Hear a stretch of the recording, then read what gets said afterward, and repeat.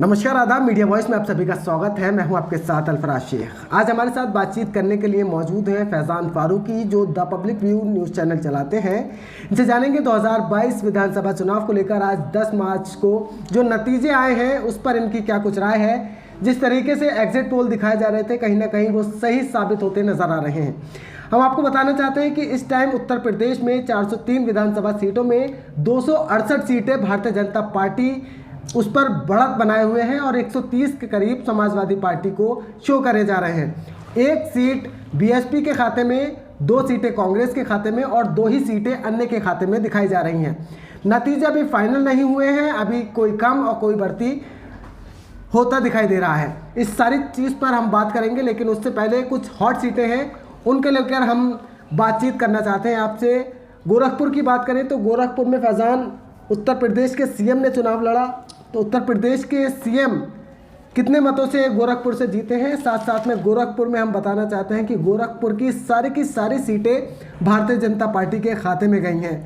तो गोरखपुर से योगी आदित्यनाथ जो है 81,000 वोटों से जो है उन्होंने जीत अब हासिल की है। 81,000 वोटों से ज़्यादा से जीत हासिल की है और ये मुख्यमंत्री थे प्रदेश के, तो ये एक ज़्यादा सरप्राइजिंग नहीं है, क्योंकि ये कयास ऐसे ही लगाए जा रहे थे कि क्योंकि उनके मुकाबले पर जो खड़े थे आज़ाद समाज पार्टी के चंद्रशेखर रावण, जो काफ़ी मशहूर हैं, लेकिन वो खास कमाल नहीं दिखा पाए हैं। 10,000 वोटों पर भी वो नहीं पहुंचे हैं। समाजवादी पार्टी की उन्होंने पार्टी के कैंडिडेट को 81,000 वोट से योगी आदित्यनाथ ने हराया और गोरखपुर की जो 9 सीट, अल्फराज जैसा आपने कहा, 9 सीटों पर भाजपा का ही कब्जा है। ठीक है। साथ में अखिलेश यादव की बात करें तो अखिलेश यादव जिस तरीके से 2022 चुनाव को लेकर सड़कों पर दिखाई दिए और भीड़ उनकी सभाओं में मौजूद थी, तो कहीं ना कहीं अखिलेश यादव का इतना कम सीटों का आना, और अखिलेश यादव कितने वोटों से जीते अपने।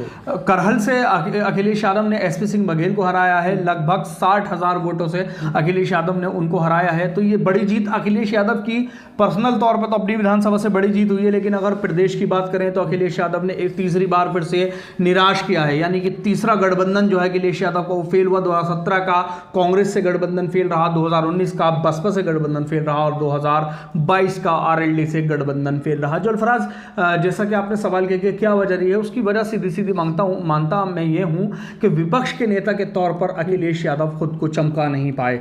कोई भी घटना होती है, कोई भी बात होती है, अखिलेश यादव प्रेस कॉन्फ्रेंस बुलाते हैं, प्रेस कॉन्फ्रेंस में पत्रकारों के सामने बोला, पत्रकारों ने अपने चैनल पर उसको चीज़ को अपलोड किया या अपने चैनल पर दिखाया। जो एक सड़क पे आना चाहिए, जो विपक्ष के नेता को सड़क पर आए, जो लगातार बीजेपी कई सालों से ये काम करते आ रही है, जिसकी वजह से बीजेपी आज पूरे हिंदुस्तान पर कब्जा जमाए, वो वजह ये थी जहाँ अखिलेश यादव कमजोर दिखाई दिए। तो कहीं ना कहीं फैज़ान में एक सवाल मेरे दिमाग में तुम्हारे सवाल से ये आता है कि अगर अखिलेश यादव मुख्य विपक्षी नेता के चेहरा नहीं है, तो उनके अलावा और कौन ऐसा चेहरा है जो सड़क पर उतरे हैं और काम किया है।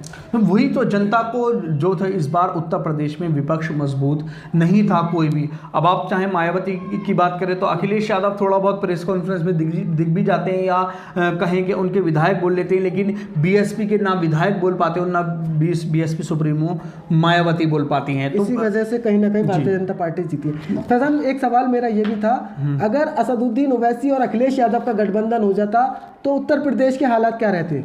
अगर अखिलेश के अलावा मायावती और किसी अन्य दल बड़े पार्टी के साथ असदुद्दीन ओवैसी का गठबंधन होता तो उत्तर प्रदेश की क्या सीटें रहती, कैसा माहौल रहता? देखिए अल्फराज, जहां तक मैं मानता हूं तो 19-20 का फर्क तो होता, लेकिन जमीन आसमान का फर्क नहीं होता, क्योंकि जो आंकड़े देखने को मिल रहे हैं तो काफ़ी लंबा मार्जिन से भी जीत हुई है, छोटे मार्जिन से भी जीत हुई है। अगर असदुद्दीन ओवैसी की बात करें अखिलेश यादव से गठबंधन की, तो जब हम जा रहे थे तो लोगों का कहना ये था कि अखिलेश यादव गठबंधन ओवैसी साहब से इसलिए नहीं कर रहा है क्योंकि उन्हें लगता है कि जो हिंदू हैं उनके खिलाफ हो जाएंगे, जो यादव हैं वो वोट नहीं देंगे ओवैसी की वजह से।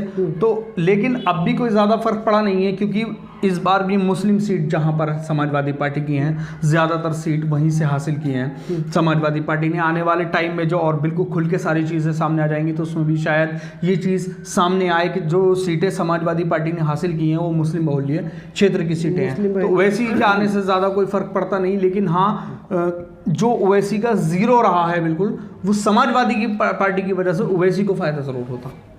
समाजवादी पार्टी की तरफ से ओवैसी को फायदा होता है। लेकिन 2022 चुनाव में असदुद्दीन ओवैसी ने जिस तरीके से मेहनत की, बैक टू बैक सभाएं की उत्तर प्रदेश में, तो उसका असर इन एग्जिट पोल पर और इस रिजल्ट पर दिखाई नहीं दिया। अभी तक जितना हम एग्जिट पोल और रिजल्ट देख रहे हैं तो उसमें कहीं ना कहीं बिल्कुल जीरो पर दिखाई दे रहे हैं असदुद्दीन ओवैसी। आपको लगता है कि एक खाता भी नहीं खुलने जा रहा है? देखिए, असदुद्दीन ओवैसी के साथ जो मसला है वो ये है कि लोग उन्हें पसंद तो करते हैं लेकिन वोट नहीं करते।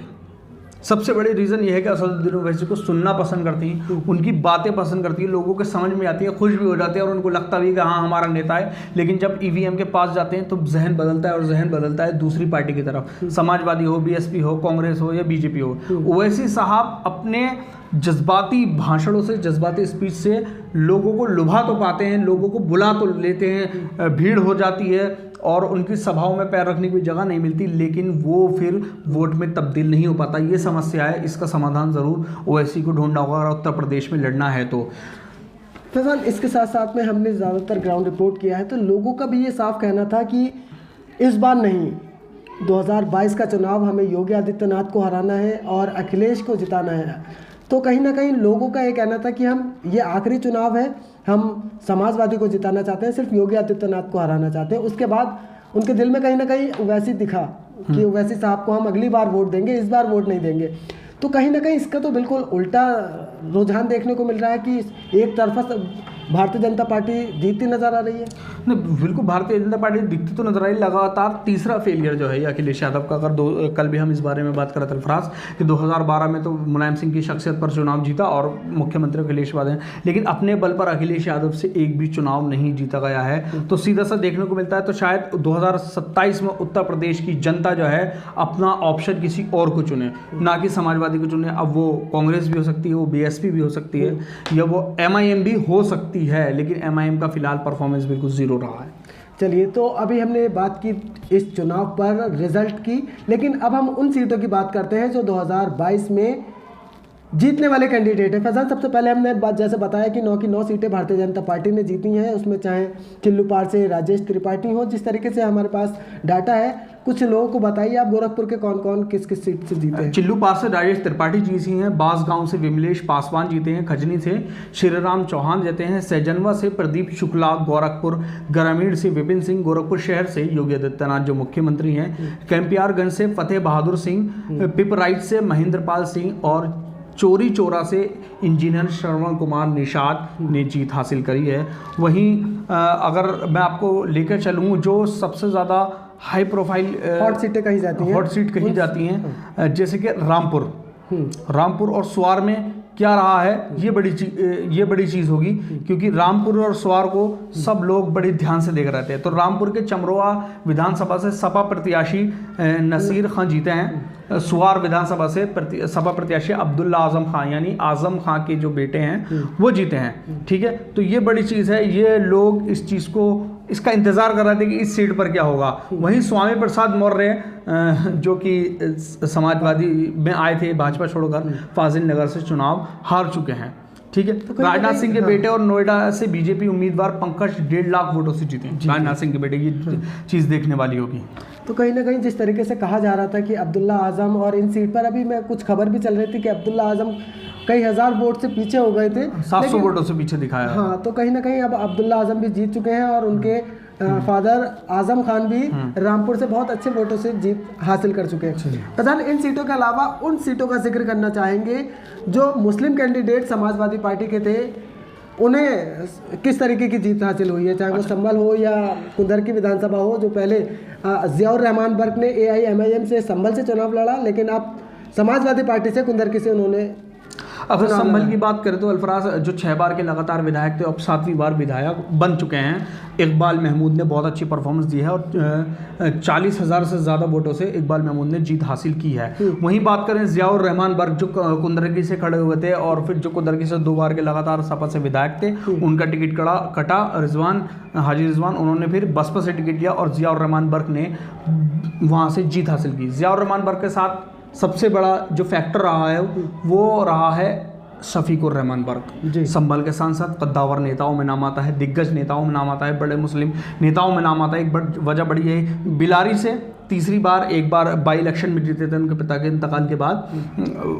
हाजी फहीम इरफान जो है उन्होंने तीसरी बार जीत हासिल की है। वहीं चंदोसी से बात की जाए तो गुलाब देवी ने जीत हासिल की है जो भाजपा से प्रत्याशी हैं। लेकिन जो कैराना से मैं देख पा रहा हूँ, कैराना से नाहिद हसन ने जीते हैं, जो उनको पहले से कहा जा रहा था कि हाँ जीतेंगे। मऊ से घोसी सीट से बीजेपी छोड़कर सपा में जाने वाले मंत्री दारा सिंह चौहान ने जीत हासिल की है। बिल्कुल फैजान, जिस तरीके से हम देख रहे हैं कि यहाँ पर दारा सिंह और स्वामी प्रसाद मौर्य के खाते में हार हुई है और दारा सिंह जीत के कगार पर पहुंच चुके हैं, जीत चुके हैं। इसके साथ साथ बरेली अगर विधानसभा की बात करें तो बरेली के कैसे हालात रहे हैं, कि कहा जा रहा था कि बरेली भारतीय जनता पार्टी के खाते में जा रही है काफ़ी सारी सीटें।